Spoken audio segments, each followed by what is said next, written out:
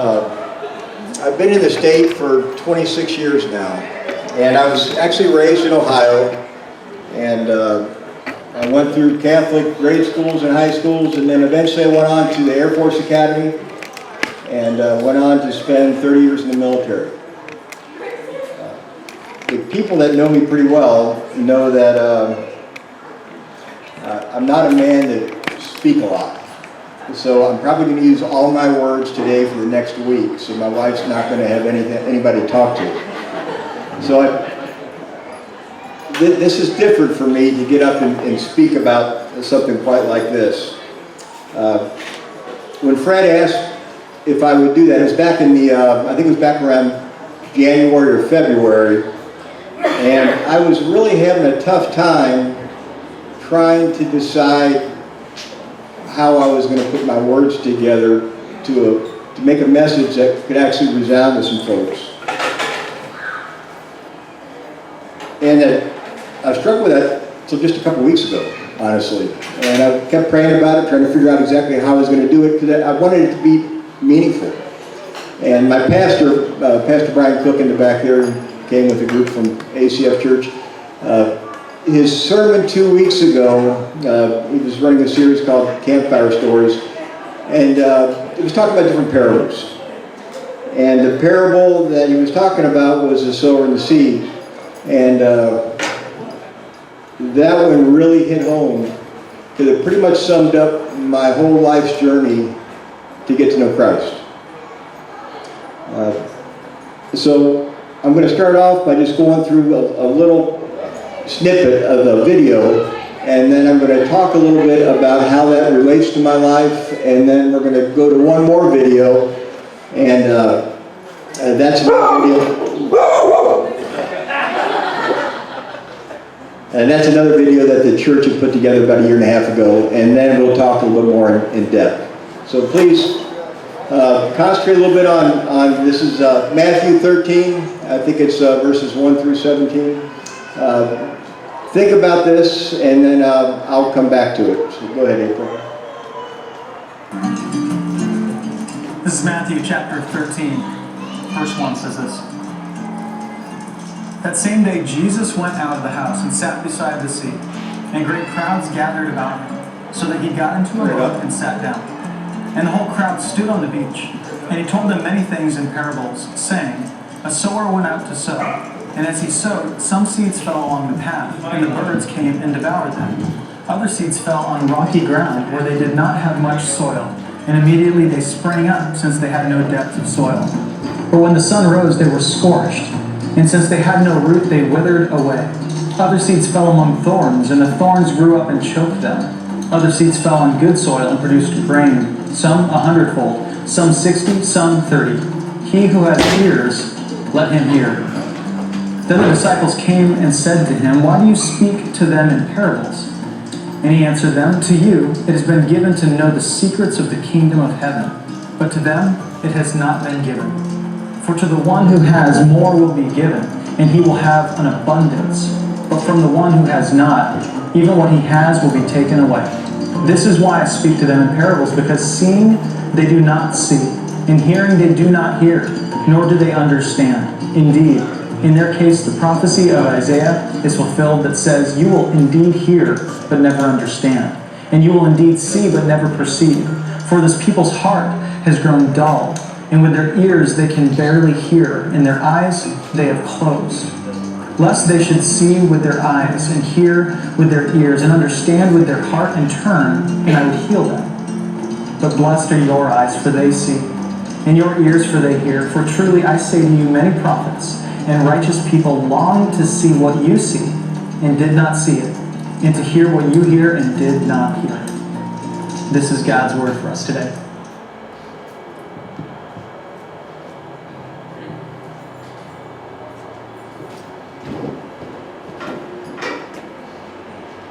So Jesus said that many people hear the word, and they see the works of God, but they just don't get it. That was me. I didn't get it. And the parable talks about the 4 types of soil. And unfortunately, I have mastered 3 of those. And we'll talk about that more in depth right now. So the seeds that were cast along the path and had no germination, those are the people that hear the word, but they just don't understand it. And as I said, I was raised Catholic, and I was baptized as an infant, and I went through the sacraments of my faith, but I was pretty much just going through the motions. I was doing what I was supposed to do, but it really wasn't registering with me. I was pretty much a hollow faith. I was a believer, no doubt about that, but it never occurred to me that I should have been, as a youngster, trying to develop a personal relationship at all. I was just there. A little closer? Okay. So Jesus kept trying to communicate with me, but I wasn't in the receive mode whatsoever. And to have communication, you have to have both the sender and receiver, and I wasn't doing my part, without a doubt. So as a result, I really had no relationship with Christ. Later on, I ended up going on to the Air Force Academy, going to college, thinking I'm getting really smart, experiencing a lot of different things. I also played football at the Air Force Academy. There's an organization called the Fellowship of Christian Athletes. Pretty big organization still today. I didn't have any time for that. I didn't think I needed it. Other people, and I almost saw it as a kind of a weakness if they needed something like that. I didn't. And I just really didn't understand what that was about. So I ignored it. As a result, I was gaining no relationship with Christ. I wasn't progressing. I was just kind of going through the motions. And then a really close friend of mine, who recently passed, he became a born-again Christian. And we were very close. And he was starting to probe me about my faith a little bit, because he knew I was raised Catholic and I considered myself a Christian. But my actions didn't really show that my faith was very secure. So he started to probe me, and he asked me if I really wanted to accept Christ. And I said, I have. And he said, no, really? You really want to accept Christ and be born again? And I thought about it, and I said, yeah, I'll do it. But honestly, I was doing that for him, because it was going to make him feel better if he was able to get me to commit like that. But I really had no intention on making any kind of commitment. And even though I pledged to be born again, I was right back in my old ways, and nothing really changed in my heart or in my life. Nothing at all. So that was the seeds that were sown on the rocky soil. Just no root, it just doesn't make it. And then the next verse talks about the seeds that were sown among the thorns. And those are the people that hear the word, but they're more concerned about the worldly things of prestige and fame and wealth or whatever else, image. And they really don't let Christ in. And that was definitely me back in 2012. At that point in my life, I was a high-ranking military person. I had lots of people working for me. I had a lot of authority and responsibility. And I really thought I had arrived. And I certainly didn't need Christ. I could do it on my own. And I saw other people, weaker people, they probably did need that, but I certainly didn't need it. And I thought I had it all worked out until the fall of 2012. I had a series of events that really rocked me to my core. And the church asked if they could do something to kind of cover this span of about 18 months. And they put this together last year. And so I'm going to play that, and it's about 14 or 15 minutes long, but then I'll get more into the details of exactly what happened in my life during these events. So April, go ahead and please do it.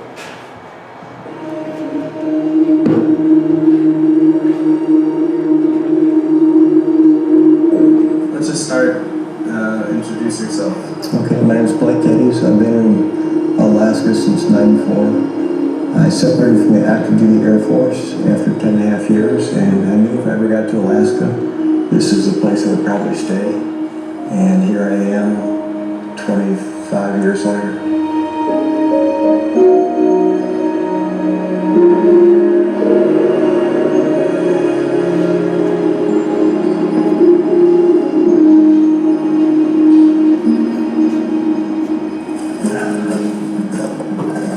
We start over here in the trail, and I'm walking towards the cabin, and it kind of opens up.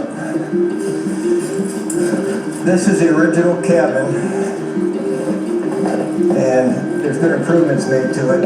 I put new floor in it, jacked it up, new stove, new plumbing, and this is what we used. Probably the first thing I did was tore down the old outhouse and build a new outhouse. Priorities, yes, priorities. And then over time, I took a little time to decide how I wanted to lay the property out. And as you can see, there's a lot more buildings now than just this original cabin. And it took about 14 years to build what it is now. I like to build, you can tell, but I also like to disconnect. This is off the grid, there's no television sets, there's no computers. Yeah. It's a sanctuary.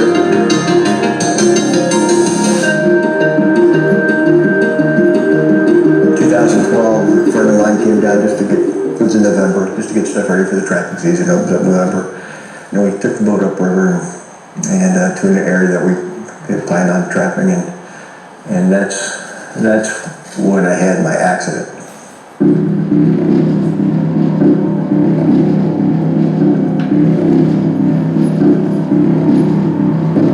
So I had set up my snares in this area, and I was just walking back, and I got to right about here, and I hear the brown bear wolfed at me, and I turned, and the bear was on the other side of this stuff.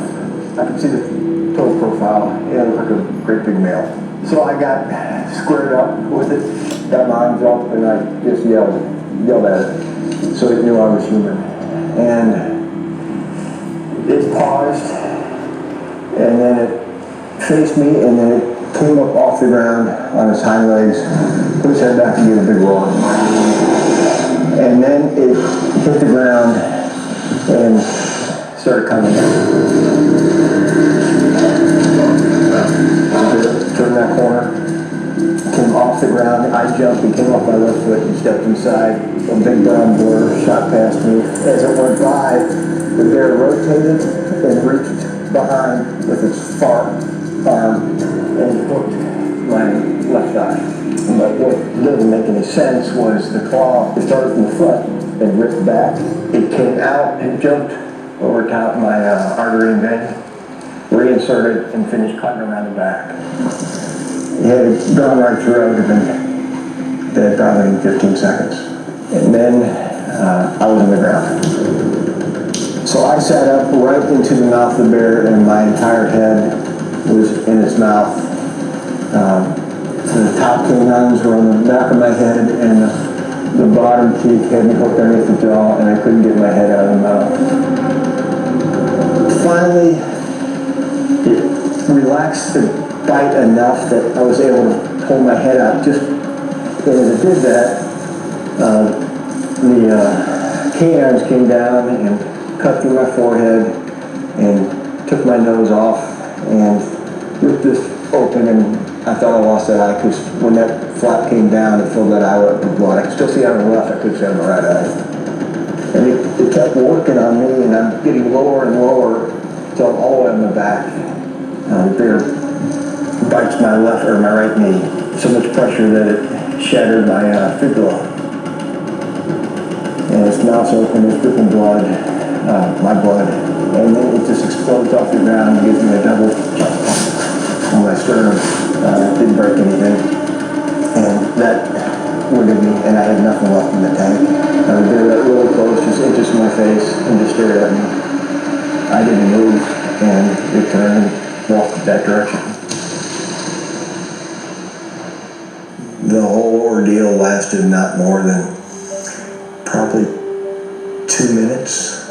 The result of that being my left quadricep was severed down to the femur, my right fibula was fractured, significant wounds in my face, my nose was almost removed and hanging by the right nostril, and then other scars just throughout my body.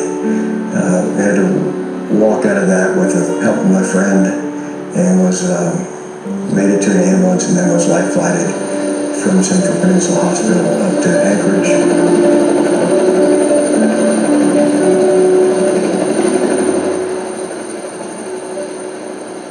See, in 2012, watch it, Twitter. I'm just thinking about Kathleen. I dated her from my sophomore year in high school.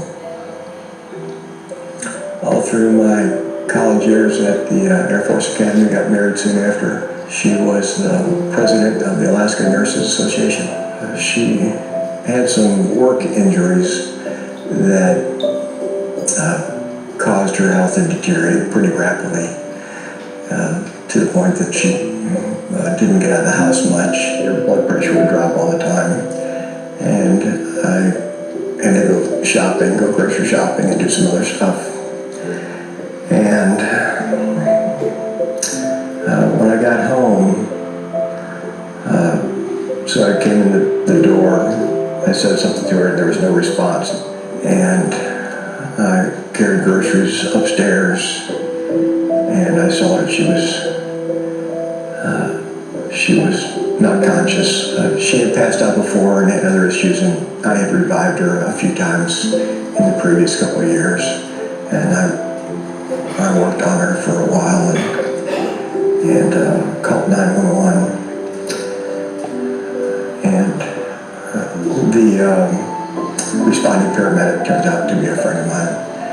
Eric helped me work on her for a little bit. If I said, believe she called.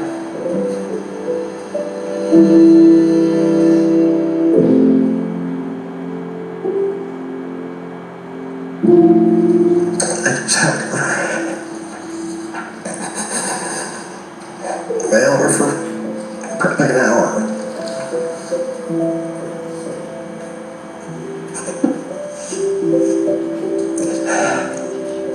Until they had to take her.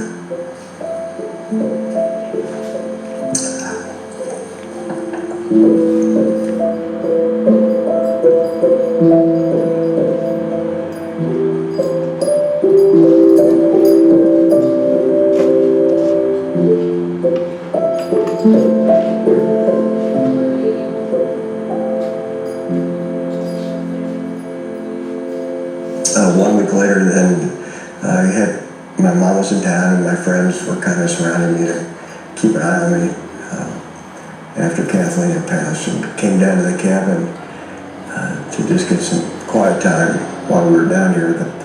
The Funny River fire was getting closer and closer to the point that it took action. In southern Alaska today, a wind-whipped fire has burned nearly 250 square miles in the Kenai Peninsula. CNN reports officials have now ordered evacuations of 1,000 structures in the area after authorities worried about the safety of people traveling for the Memorial Day weekend. So I had friends bringing pumps down, and I was saturating the ground pretty well. And I talked to, and we'd go fly and look at it and see where it's coming.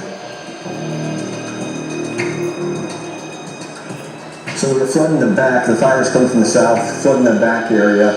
And we were working on it for a few days, and the fire's getting closer. I was back cutting, and you could hear this roaring, like an airplane roared, a jet engine sound.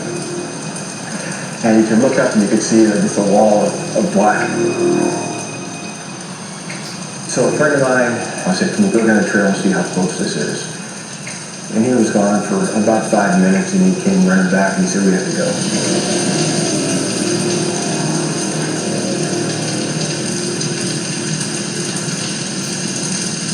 I didn't think there was any chance at all this was going to survive. It was just all-consuming. And where we stood on the far bank, you could watch it. It was as if the flames were determined to hit this particular piece of property. This place is more than just a bunch of buildings. I couldn't replace it. I don't think I'd have the energy to replace it. And if everything was just incinerated, I don't know that I would even try. And I put everything into this, and at this point I'm thinking, it's gone, and it's just stuff though. It means a lot to me, but everybody got out safe, and it's stuff. But it was just one more loss.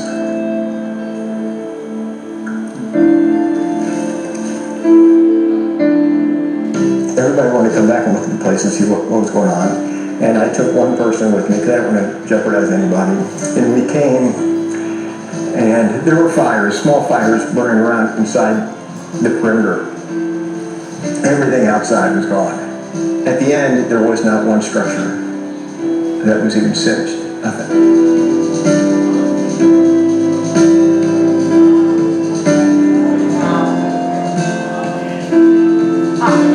This is about where the flames stopped, and you can see this side of the tree is untouched.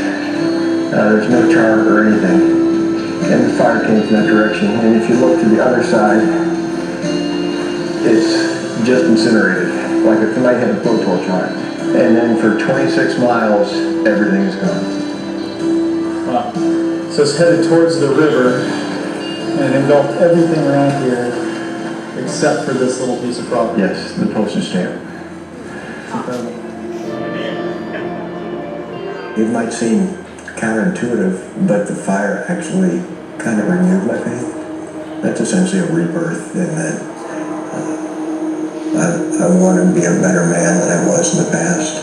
I'm remarried and have a wonderful relationship, and not to dwell on things in the past that I can't change, but the wake up of look at everything that you still do have in front of you and to appreciate that. That was the catalyst for renewing my faith.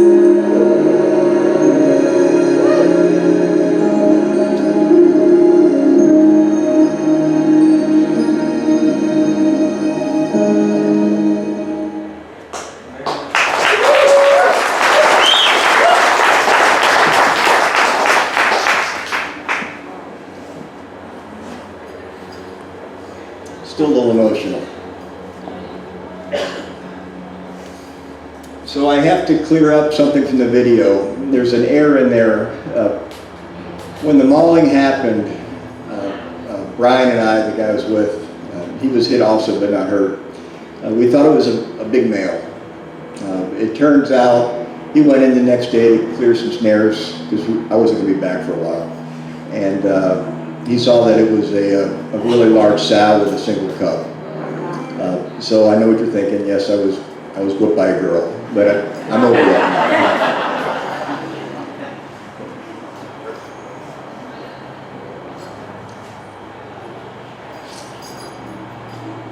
now. Okay, so the video did a good job of capturing kind of everything that happened, but there's a lot more behind the scenes that the video just didn't have time to. And I think that's probably the most important part of this. As I walk through it, if somebody has a question, please raise your hand or just stand up and say something, because it'll probably be more interesting if you're interacting with me, or I'll just bore you to death going through my thing here. So please speak up if you have something to say. So I, like many of you, especially the men that are out here, we think we've always got everything under control. We don't need help. I was a kind of guy that I wouldn't even stop to ask for directions. I was so stubborn about things because I could do it on my own. I just didn't, I had friends, I could do things, but I felt like I really didn't need help. And I certainly didn't feel like I needed Christ in my life. I was raised in the church at this point in my life, I rarely, if ever, went to church. As I said before, I just never really had that relationship. I didn't feel that bond that was there. I can honestly say that I rarely prayed. I just didn't need to. I thought I had it all worked out. I can say, though, that looking back, and I had a conscious thought when I was in the ground just getting pummeled, that I would likely die right then. And honestly, I was at peace with that. That didn't bother me. I was more concerned about the people that I'd be leaving behind. But I was a believer, and I wasn't worried about my salvation in that regard. But I just never had that relationship with Christ that I felt like it was really a big part of my life. And even after the mauling, and let me back up for a second on the mauling itself. When I got to the hospital, I had a lot of my friends come in around me, and when I got there, they didn't really know that Central Peninsula Hospital said they couldn't fix me. That's why they had to put me on a helicopter and get me out of there. My face was a mess. And it took them about 2 hours to put my legs together, and then Dr. Jim Coleman, he took 8 hours putting my face back together. And it actually required a second surgery 6 months later because my nose collapsed and it wasn't going to be viable, so they had to do an ear graft, build up the cartilage to keep it going. And the surgeon told me that I was within just a couple of millimeters of bleeding out because that claw that struck me first, it really did just skip right over the artery and vein and then cut deeper on the backside. So I consider that miracle number one in my life, and I've had a few.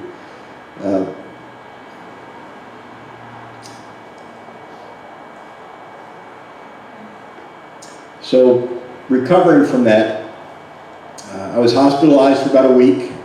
I was home for 12 days, and then my pride and arrogance forced me to get back to work. I was on crutches. I couldn't open my mouth. I was drinking through a straw because these muscles were torn. I was using tongue depressors to stuff in my mouth to slowly try to get my teeth apart so I could actually chew food again. But I was stubborn, and I was back at work by the 29th of November. And there really wasn't a reason for it.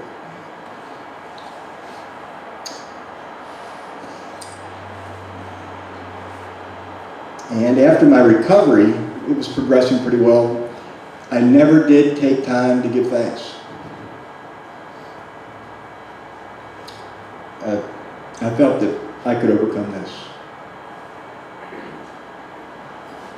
I didn't need any help. So before long, we were back to business as usual. I was back to my 60-hour work weeks, work before 7 and home between 5 and 6, sometimes 7, and working weekends. And at that point, my wife Kathleen would say, when are we ever going to have time? And I'd say, later. We'll have time later. I don't know when that is, but we will have time later. And then when I came home that day, I could see that we ran out of time.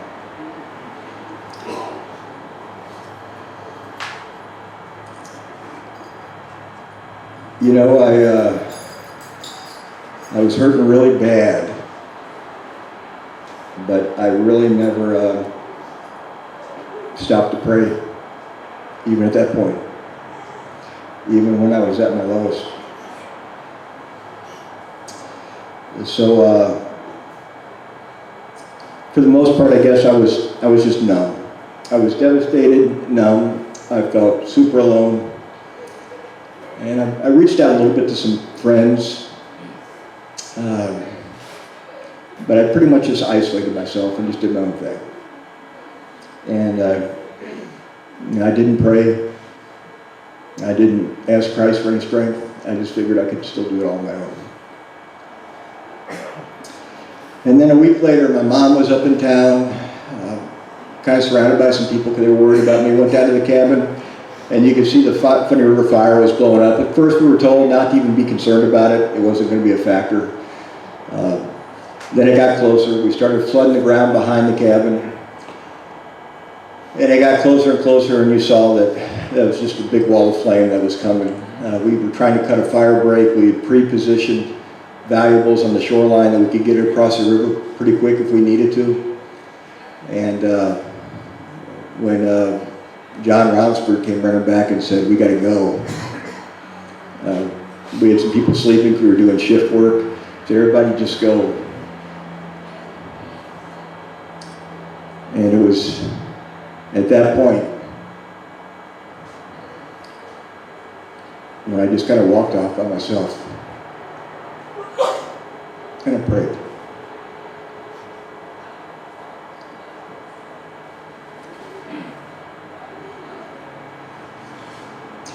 I asked the Lord for help. I couldn't handle one more.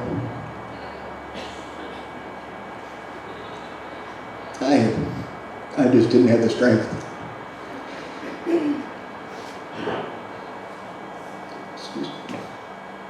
So this tough guy that thinks he can do everything, you know, apparently I had a limit, and Christ was waiting for. He knew where that limit was, and he took me right to the edge of that. I lost my place. Sorry about that. So we evacuated across the river, and the fire was so bad that it was raining down embers on the other side of the river to the point that we were putting out structure fires on that side. That area that you saw that was right by the bank of my property, that was all dry. It never burned. We didn't flood that. There's no reason. When I said that we were sitting there and the whole place was enveloped by smoke, we couldn't see anything. And we saw this wall of flames coming. The smoke came in, and then we saw the flames burning away from the property down each shoreline, just going away, and we couldn't see anything else. And I thought it was all gone. I really did. And I finally prayed. I was just kind of done. As I said, there just wasn't anything left in me. I was just kind of done. And then the smoke settled just enough that in the distance across the bank, I could see my flagpole, and my flag was still there. And as I said, I took one person with me across the river to go look at things,